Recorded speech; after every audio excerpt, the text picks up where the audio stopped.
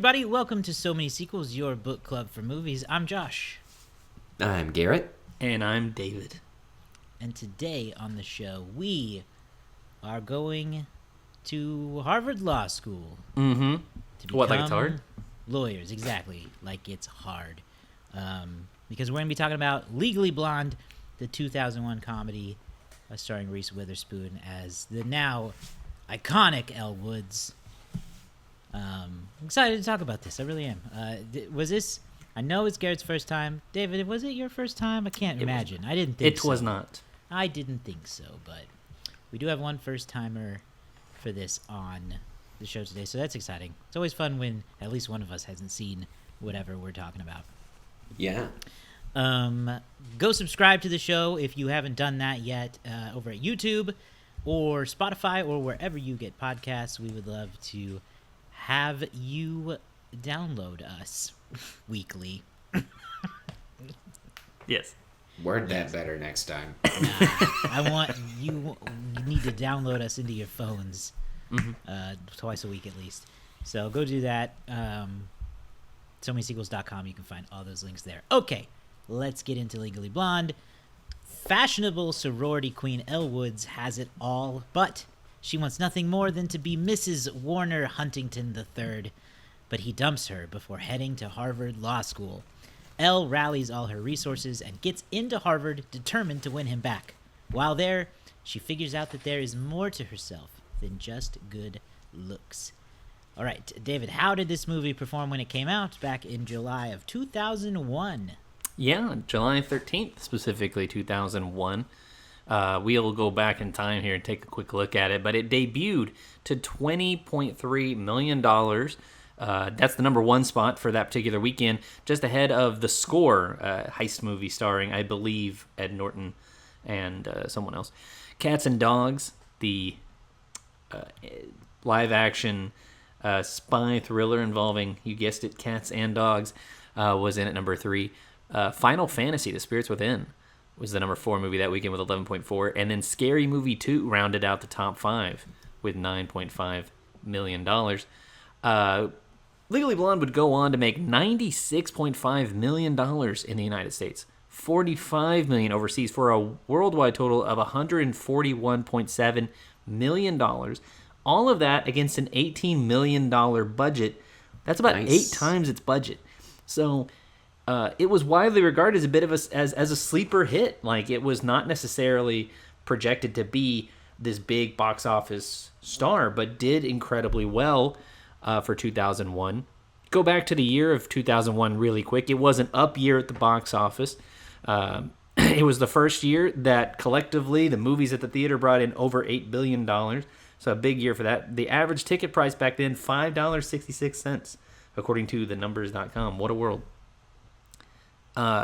Legally Blonde would finish 2001 as the number 22 movie of the year, just behind the others. The number 1 movie of the year was Harry Potter and the Sorcerer's Stone, followed by The Lord of the Rings, The Fellowship of the Ring, Shrek, Monsters, Inc., and Rush Hour 2. We have reviewed 5 other movies for this particular So Many Sequels podcast from 2001. Ocean's 11 was our first movie way back when this show first started. One of the first series that we ever did, Ocean's 11. Hannibal was another movie that we reviewed from that year. The aforementioned Lord of the Rings and Shrek. The most recent movie we reviewed for this podcast from 2001 was Wet Hot American Summer, just earlier this year for summer camp month. For sure, go check that out. This was a big movie. It did really well, and it created a bit of an iconic character, and, it did produce a sequel later on. We don't have to talk about that particularly right now, but we can. And a Broadway show. And a Broadway show, very popular Broadway show. And an upcoming TV series, I believe. We'll see. Potentially. So, yeah. Legally Blonde, this was Garrett's first time watching. I don't know. I'd seen it a few times as a kid because I have a younger sister that enjoyed it a lot, so I kind of took in a lot of it by osmosis more than anything. Moses Jones. David, have you seen it a lot, would you say?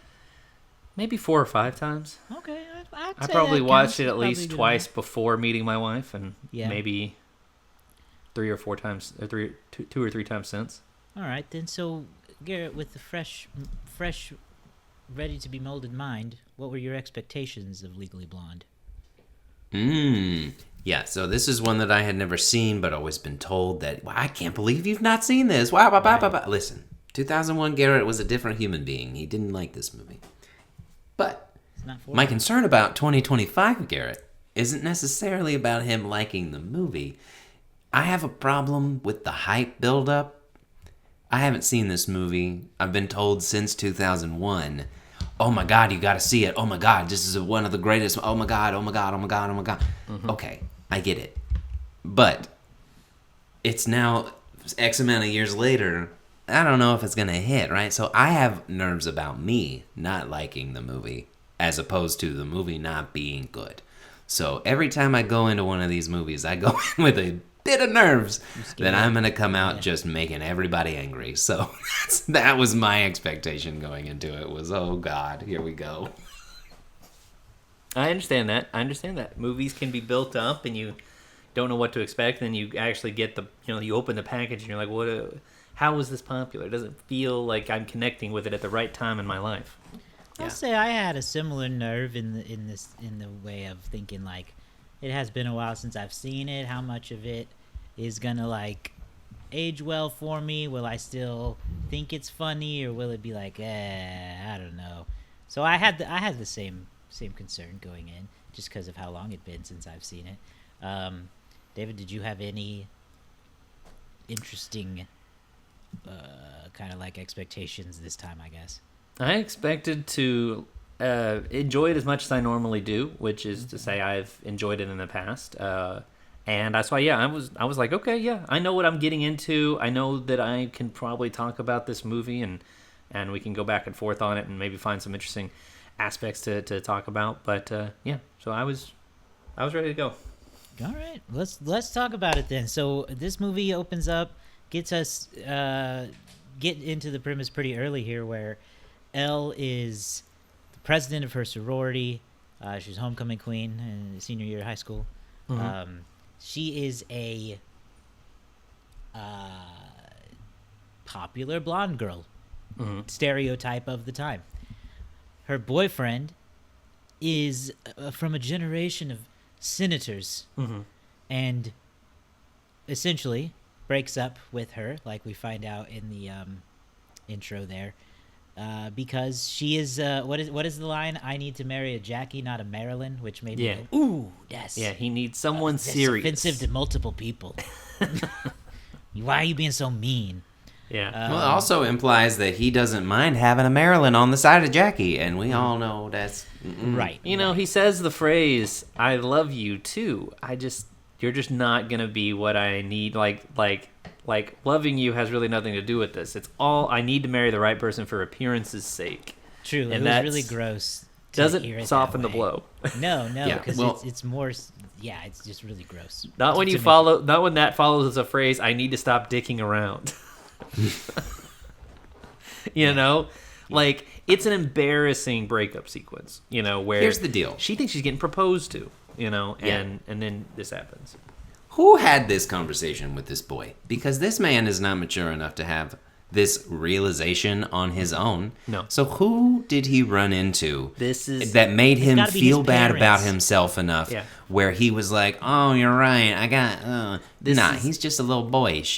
Right out the gate, screw this guy. He's so confident in it, and he assumes that she will have the same opinion, right? Which That is he's been crazy. conditioned to believe that he's sowing his young wild oats, he's having fun, and once you go to law school, you'll need to kind of start a clean slate, find a good, respectable, northeastern girl or whatever, and then your career can start. So go enjoy yourself. Like, I could see, like, in the universe that this movie creates, that's what his parents have been telling him for years. Have fun, enjoy your your undergrad years. Then you got to get serious, right? Because he's so confident you're right, about though. it. He's not. He doesn't seem shy about it. He doesn't even seem. He assumes she's gonna be like on the same. She's gonna go like, oh, of course, that makes sense. Like that This was is just like the a way weird of the reaction. world. Yeah. Yeah, exactly. No. So from there, I mean, that's where she decides, all right, I'm gonna also go to Harvard to win him back, which is starting off with like, oh girl, that's not the best reason to go, but you just hold on. You just hold on. It comes around. But I guess what I want to, we got to pick at Garrett because he's the new one to this. What is 2025 Garrett thinking at this point? Are you concerned about the direction she's going in? Yeah, I'm mad at her. Yeah. I don't want her to go out after, like, girl. Right. Come on. Don't go you after him. just graduated. You got a fashion major. You are set up. But, like, her first thought is, oh, I gotta, marriage. And, like, But, she approached it in a way that I did appreciate of, I'm going to study. I'm going to work hard. And I'm going to get in there. It wasn't I'll go too. Let me have somebody pull some strings or let me get in based on my rich, good looks, whatever it may be. No, she buckled down and worked. And like, I appreciated that aspect. And so having those two next to each other was really nice to see, where it started off that way, but you also see her individual drive to do this the right way. And so that was really good to see. Because Elle gets really upset later when she finds out that she was essentially just let in as a diversity thing at the end of the day, not fully based on her merit, which sucks because, that sucks. You don't need to Like, explain her it. merit was there, so she Right, did earn it. But right. oftentimes with these kind of institutions, they don't let in people just because they deserve to be. They earn the right to be there. There's some other things that go on sometimes. But what I appreciate, to kind of like specify now on Elle as a character before we move on, is I think that Elle is a very well-written character, very interesting character. She is smart. But I think often she leads with her heart in most scenarios as opposed to her head. Does that make sense? She's very thoughtful. She's very caring. She's not mean-spirited. This movie, which, by the way, I watched the physical version here. Yeah, buddy. That my wife owns. It even's got my wife's old name on the back of it. Nice. The character is not mean-spirited. This movie really could have been just loaded up with blonde jokes and blonde girl gags, and I think under a lesser director, a lesser writer, this could have just been a really boring comedy with a bunch of blonde jokes. They don't go that way. She's not mean-spirited. She's not rude. She is very caring. Even if you listen, as you watch the movie, as they ask her legal questions, her first responses often come from a very heartfelt place of like, I think she's asked at one point, like, would you want a criminal who's done something really egregious or a criminal who's done something kind of lesser than? She was like, I would want a client who's innocent. There's a very like she makes everybody feel seen. She's a leader, but she's not like a rude person. I don't know. So I think it's a very difficult character to write sometimes, a character who's both smart and heartfelt, because it's easy to be like, well, she's smart, and so like she's always going to make the right choice. No, she makes the wrong choice a couple of times just because she believes people are going to do the right, other people are going to do the right thing too. Yeah. She doesn't betray her goes. client's interest. She doesn't, backstab people when she has the opportunity. It's a real subversion of, I think, even what the title of Legally Blonde would have you expect. She's not just dumb. It is, and a lot of that is also, in addition to the writing, a testament to Reese Witherspoon's performance. She's great at this. She doesn't give off any of what you could say are like the negative stereotypes that might, like you said, that you might expect from the title and the poster or whatever. Elle is never like, she doesn't come across as a mean girl. She doesn't come across as dumb. She doesn't come across as any of those things that they could have easily made more jokes about. And she's actually exceedingly likable, I think. Yeah, what? She is, but I would say that she is portrayed as dumb and blonde, but they do it in a way where that makes the other person look bad for assuming that about her. Yes. You look at that scene where she goes in to the store and just trying on the clothes, and the employee working there grabs that dress off of the rack and tries to pitch it as like, oh, this is so in season and blah blah blah, and she's like, oh well, I saw it, blah blah, and she handled her business. She was nice about it. And that person assumed that she was dumb because she is plucky and excited and just, herself. And so I really think that they flipped that in such a smart way to have other people assume something about her and make them the butt of the joke whenever she's able to show, no, that's not the case. I am smart. And allowed her to prove herself. And like you said, Garrett, she works hard to get this. And so you really get on her side. Whether or not you support the idea of trying to win back Warner, you realize that she is doing something that actually she's capable of doing. And whether or not she's doing it for the right reasons, she kind of gets to she discovers that she actually is really good at this. Right, and she decides to dig in and stay after she finds out that, because of course he did, the POS, Warner has already, he's already engaged to his former girlfriend from before he was with Elle, Vivian, played by Selma Blair, another great character and performance. And she's like, she has her moment of quitting and wanting to quit, but she comes back and she's like, no, I'm going to do this thing. Her professor hires her on to an internship with a few other students to work this high-profile murder case. I wonder if that's real. Obviously not real, but I wonder, do they do How to that? Get That Away with seems Murder. crazy to They me. also did that. Oh, they did that in How to you're Get right. Away with Murder. You're right. Yeah. Well, if it's on the TV and the movie, it's real. It's real. I suppose it's possible, but obviously there's some stretching of how sure there's some far these kind of things might actually go. Well, so this is where I feel like the plot really heats up, at least, because now the stakes are there's real stakes here. There's a murder trial.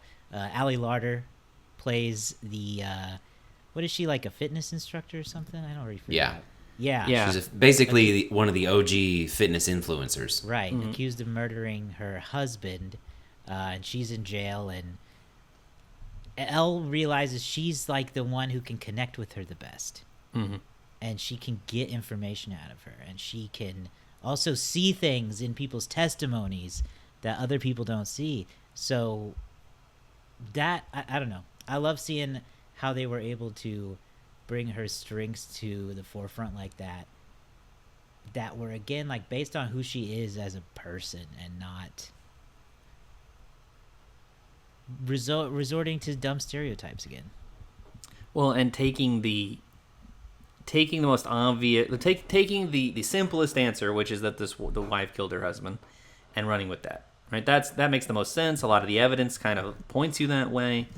Elle, again, leading with her heart, is like, I just don't think she would do that. So she pursues this kind of, and when she learns of her client, Allie Lauder gives her a alibi that she really does not want to admit to in court because it would destroy her reputation. Elle honors that, sort of against the advice of every other lawyer in the room, who would tell her it's going to get her, if it gets her out of prison, use it. She's like, no, I can't do that to her. So we got to find another way. We got to find another way to win this case that doesn't hurt this other person. So, yeah, I just think that's where it's clearly a comedy, though, right? Because that's not that's not a good reason to not get out of a murder, right? I don't know. I understand you don't want to definitely- reveal that, but you're on trial for murder. It definitely leans into the silliness during the trial, and I think that's also a good place for the silliness to kind of come into play. And it's a case that is not silly at her expense, and silly in a way that weirdly makes sense. I mean, I don't know. She would know this information as she is a fashion major and probably went through all of this stuff. I don't think that a regular average person who went in for a perm would know this. But again, that's the satire of it all and the silliness of it all. It really shines in the courtroom scenes. I also wanted to go back to Harvard, and why is everyone at Harvard's a dick? Everyone, every last soul at Harvard's a dick. That seemed a little extreme. Not Yeah. Luke. Well, that's true. Luke Wilson, always Luke the Talk nice about guy. side characters, but Luke yeah. Wilson, I made a joke because when I was a kid, I said, Wow. because my wife obviously watched this movie when she was a kid, and I watched this movie when I was probably 12 or 13, and I was like, Not you a gotta kid. love, I said, because I asked her, did you, when you were younger and you were watching this movie, did you want her to get Warner back? Were you rooting for her at that sort of young age? She was like, I guess I kind of was, like, initially, but then obviously as the movie plays out, I didn't want it anymore. And I was like, plus you got Luke Wilson out here proving that even unattractive guys can be attractive, right? And she was like, he's a nice guy. I like Luke Wilson. He's great. Nobody does put upon like Luke Wilson, but he's really great because he brings that. He just brings that easiness to his particular role. He makes Elle feel comfortable at Harvard, very relaxed. Everybody else is a dick, and maybe there's a little bit of drawing from real influence because the writer of the movie, or at least the person who's like one of the initial writers of the movie, it's based on her life, Amanda Brown, going to Stanford Law, and being a blonde at Stanford Law, and how she felt like she was viewed and treated by others there. So maybe there's a little bit of truth to that. It's very possible. You also had you mentioned side characters. I don't know if that's where you were going to go, but we got Jennifer Coolidge. You got to talk about Jennifer Coolidge. That's where the comedy comes in. Yeah, this Paulette role. She's a nail tech, nail stylist that Elle befriends. So just yes. I mean, Jennifer Coolidge. Anytime that you see her on screen, you know that she's going to deliver. She is always funny in whatever she's cast to be in. A lot of times lately she plays a little bit too much into it, but in her older stuff, especially before she's like super famous, she's just really funny. And so the back and forth that she has with the postman at the nail salon is great. The scene where Elle helps her get her dog back from her ex-husband and just uses the legal terms because she knows she doesn't know them, but she also knows that he doesn't know them, and so if she just says the big words, then he's gonna be like, I don't want to do that. So she played that perfectly too. I want to get back to Jennifer Coolidge in just a second, but that was a nice little surprise that we had John Capellos, aka the janitor, Carl the janitor from Breakfast Club, returns here as Jennifer Coolidge's ex boyfriend, husband, whatever. He came out the door, and I was like, hey. He's back. Carl the janitor. He's back. We know what he's doing. But Jennifer Coolidge, I feel like this is one of the movies. Obviously, you have American Pie shortly before this, but this is one of the movies that really, I think, put her in like a special place in like comedy, because this movie, and obviously there's Legally Blonde 2 as well, where she kind of plays this character up even more. Yeah, it looked like the 4th of July. Is that one? Yeah. She stands out here. It's the voice. She's very, and she's gone on to do a lot of really fun stuff. Is she on there's something currently she's on. Is she on White Lotus or something? White Lotus. She's in 2 seasons of the White Lotus. Yeah, so I mean, she continues to have a really great career. She does bring a lot of great comedy to this, just with her kind of like very like she's a little depressed. She doesn't know how to be. She doesn't feel attractive anymore. Elle brings out her fire again for the UPS guy. Very nice. Yeah, and she's got a lot of great lines in this too. In this first one too. I'm taking the dog, dumbass. Dumbass. What's she got that you don't have? 3 tits? She's got a lot of great lines. And then, I guess those are the main side characters, aren't they? Was there anyone? Yeah, I mean, outside of Victor Garber, sucks. who plays a very, great sort of mentor to villain character in this. Brief moments from Raquel Welch. All I could see was Linda Cardellini. Him as the guy from Titanic. I kept seeing him as that. I was a little surprised by the turn of the professor. I don't know why. I think it's because they just set him up. They set all of these characters up really well. You've got the principal of Saved by the Bell, the college years, as one of the law professors there, and she's like the female professor, and she's really hard and mean, and is the one who calls Elle out initially and is like, "Get out of class." And then you have Victor Garber's character, who is really the only one there who's like genuinely seems to see her knowledge, and they set him up so well.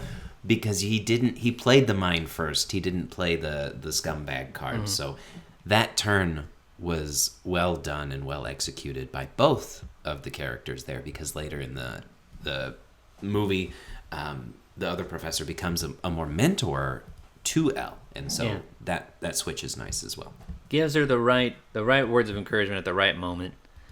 Very strong as well. We also have Elle's sorority sisters, played by Jessica Caulfield and Alana Eubank, and they are kind of what you more expect from ditzy sorority girls. The lucky scrunchie is one of is a line my wife likes a lot. Not her favorite line of the movie, but she likes that line about you should take my lucky scrunchie.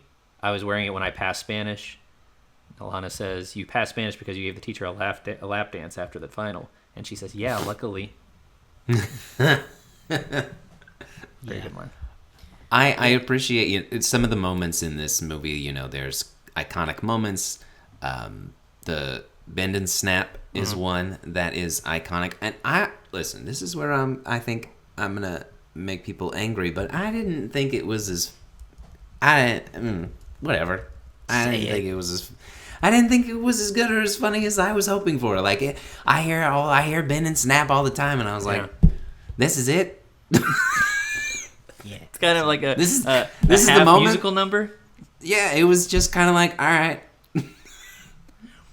There are elements of this that definitely are,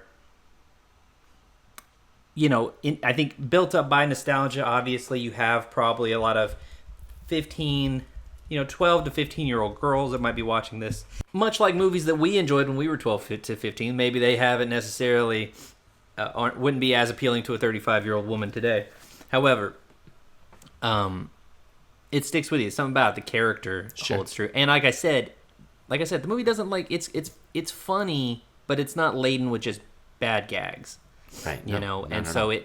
It doesn't it's not relying on just a bunch of silly jokes. It's a little bit more subdued in that regard. Well, in this movie, I think you can say whether or not, if an adult woman is seeing it for the first time in 2025 or not, the movie has had a very strong, enduring legacy. For sure. Since 2001, because we know that there's been a ton of women who have credited this movie for inspiring them to go to law school. Reese Witherspoon has talked about in interviews how people come up to her all the time and tell her that this movie inspired them on their own law school journey and similar things. So it really resonated on a really personal level to a lot of people, which is super cool. That it would continue to do that well over 20 years later. Yeah, and it handles some conversations about stereotypes. It handles some conversations about sexual harassment, like not in any kind of super large terms, but just even the implication of Victor Garber's character putting the moves on Elle and the position that puts the characters in for a little bit. And elitism and things like that, like all those things are bubbling under the surface there. If I had any one real complaint with this movie, is I feel like it kind of the ending feels a little rushed, because you kind of get this big climactic moment, and then it's like we walk out of the courtroom, we fade to white, and now we're graduating. And I just kind of feel like they could have slowed that up a little bit, maybe give me a little bit more closing action here, but I'm not gonna that's not gonna hold the movie back too much for me. Well, and the character itself, it feels like it gives, in 2001, different time, somewhat. July 2001, this was one of the last good things. Yeah. But there was a stereotype of women, and this is one of the characters that was really able to showcase brains and beauty in a positive way. It's like you can be both. And it's okay. Like, she's super confident in all of the moments where you think that she's being silly or comes across as stereotype. You talk about the pink resume and it being scented and pink, but you know what? It does stand out in that if the resume is good, that is a good thing. And so she's got enough confidence and enough beauty to be able to make that work. and be something that I think in 2001 can resonate with a lot of people, which is why that inspiration is there to this day. And so that is a legacy in and of itself, and that's awesome. One last little thing I want to say is that this movie did a lot for Reese Witherspoon, apparently, because she has gone on record saying that this movie really saved her perception in Hollywood, because she was becoming, because her previous roles were like Cruel Intentions and Election and Pleasantville, and she was like, I was like I was on the verge of being typecast because the studio execs all saw me as a shrew, as like a, the complaining girl. And this really got to, I got the opportunity to do this, and it showed me as sort of more of a kind person, like an aspiring character or an inspiring character, however the best way to look at it. So, really just it's interesting to look at it from a first time perspective all these years later, and then also see kind of all the good or at least the impact this movie kind of had, and then kind of hash it out between. Yeah. All right, let's get into our final thoughts and ratings for Legally Blonde here. David, do you want to drop yours first? Won't make Garrett drop his first. Legally Blonde is a great movie. I remember as a kid what drew me to this movie to watch it as like a 13-year-old boy or 12-year-old boy was Reese Witherspoon. I thought she was super pretty, and so I was I loved this movie for the most part as a kid, and then I continue to like it today. I think even after this rewatch and watching it with Nikki and then having a good conversation, I think I'm going to give this 4.5 stars. I think this is a really solid movie. Nice. It's practically perfect if they didn't rush the ending. Yeah, I thoroughly enjoyed it this time, just like I have in the past. I found it very easy to watch. It's really short and breezy. We didn't really even touch on that. It doesn't really overstay its welcome. In fact, like we said, the ending is a little rushed even. So, but it's a really easy breezy watch. Like, it doesn't, you know what I mean? It's one of those movies that doesn't stress you out. It doesn't annoy you. It's just like, this is kind of nice to just have on even. So I think that it's just, I saw that Roger Ebert said about this movie. I think he gave it 4 stars and said it is impossible to dislike it. And I think that's probably true. You may not love it, or it may not, like Garrett said, it may not live up to the hype of 20 plus years of hype, but I think we all like it. It's not got like it's hard to dislike. So yeah, I'm not gonna go quite to your level, David, but I'm gonna give it 4 stars for me. I don't believe that I will anger too many people. Now, see, again, this is the first time that I've seen it at the age of 36. Wow, I'm old. So it didn't necessarily hit as much as it could have, but it was a lot of fun. The character is really well written. The structure of the story and how they play on stereotypes of people and their thinking as opposed to leaning into a stereotype, I think it was really well done. I'm going to give it a 3.5. Just because for me, I really liked it. I thought it was really good. That's great. That's fine. And you know what? That's one of those things that if you watch it again, you may appreciate it more over time. Absolutely. And Matt, respect to the legacy. I'm just judging the movie, yo. Legacy, 5 stars. Can't be matched, you know. Blonde 2 review may be coming soon. You want to talk a movie that really fails to follow up on its... Oh, man. Yeah, it's not good. All right. Well, let's take a read through some of the most popular Letterboxd reviews of this movie as we think about what the Letterboxd community has scored this. We've got here...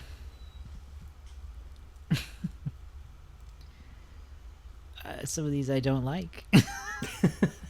Here you go. 4 stars. White men getting consequences for their actions. Cinematic greatness. Hey, that's true. It doesn't happen in real life. 4 That's stars. Fantasy right there. 4 stars. Are we sure her dog was allowed in all of those places? Service dog. 4 stars. Elle Woods was at Harvard at the same time as Mark Zuckerberg. That he was technically on Facebook. True. Class of 2004. 4.5 stars. Elle Woods could create Facebook. but Mark Zuckerberg cannot bend and snap. Zuck catching some strays in this, not undeserved ever, because, No. eat the rich and all that, right? But Yeah. finally, 4 stars. The what like it's hard line in this film is better than the Godfather trilogy. Yeah, ladies do be liking that. What like it's great. hard. It's great.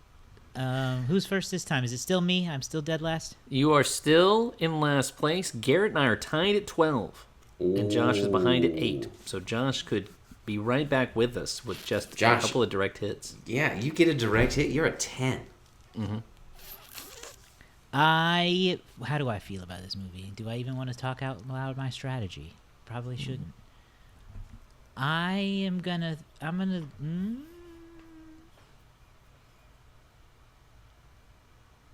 3.6. Ooh, that's a good one. It's a good spot to be. 3.6. That's my Garrett, final guess. I will go next because you are the most recent winner. You won last week for Breakfast Club. Okay. I'm going to say 3.9. I'm going to go real close to that 4.0 threshold. That 3.6 was right where I was thinking too. I'm going to go with the 3.7. Ooh, we are all in this little So pocket Garrett and I here. can split a point here too. That's a We possibility. could. Let's see what we've got here for Legally Blonde. All right. We do not have a direct hit. Nobody will be taking home 2 points today. And we don't have a hit. No. Yes, hang on. I forgot in my head what you guys picked in the middle. It's 3.8. So, 3.8. this is Okay. a split point situation, I believe, is it not? It is. Well, we 'Cause you were continue both- to be tied. We You're both tied. off by So just 0.1. Garrett and I split this point, which raises our lead equally. We are tied still at 13. Josh is now 5 points behind with 8. However, anything can happen in the Letterboxd it's game. just now the end of August. We got several months. And We it's got still so many scares. still many defined as Santas. several. So you got time. Now you see I started November. at 1. You know, we could. Yeah, Garrett had a long It was a drought one for, there, like, and now he's back 6 in the months. game. That's true. You never know what could happen on the Letterboxd game here. And I was just trying to check there. 23,000 people have put Legally Blonde in their top 4, That's good, including That's nice. Nikki. including my wife. Hey. It is in her top 4. I confirmed it. Nice. Yeah. So Her top 4 is insane, but very fun It's important. movie, Legally Blonde. I think we're doing one more week of back to school month, so stick around for that. Go to somanysequels.com and subscribe wherever you get podcasts, Spotify, YouTube. Follow us on social media, on whichever apps you want to. It's not really up to me. It's your decision. And we will Choice see is you. yours and yours alone. Exactly. We will see you very soon with more back to school goodness. Bye.